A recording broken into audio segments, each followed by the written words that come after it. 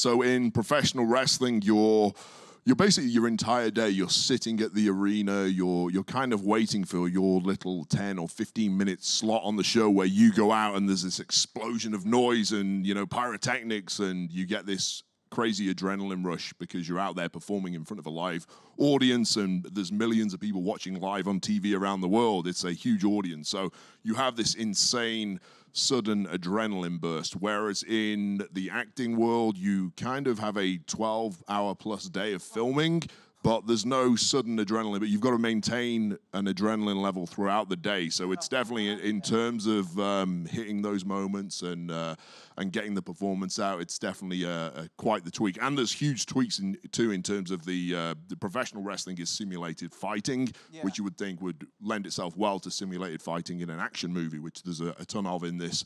But the actual style of fighting is completely different, where in professional wrestling, it's very much improv and just going with the flow. You kind of sketch out the idea of a match beforehand. You'll talk. Sometimes you don't, but most of the time you'll talk to your opponent beforehand. You'll usually get, you know, maybe 5% of the match you'll actually plan out and choreograph. Maybe the finish, maybe the start, and a couple of moves here and there. But for 95% of the time in a professional wrestling match, you're kind of talking to each other without moving your lips as much as you can, and we have a language of speaking with our bodies that he can tell what I'm about to do and stuff. And you're just reacting to how the crowd are responding and stuff.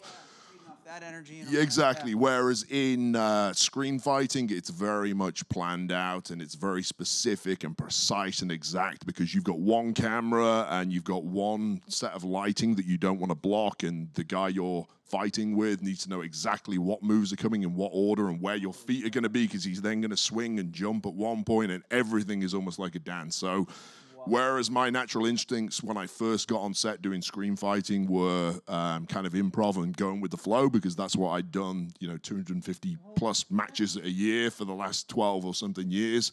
For me, that was one of the hardest things, to kind of rein that in and be a lot more exact and precise whilst still making it look like a fight as opposed to a dance.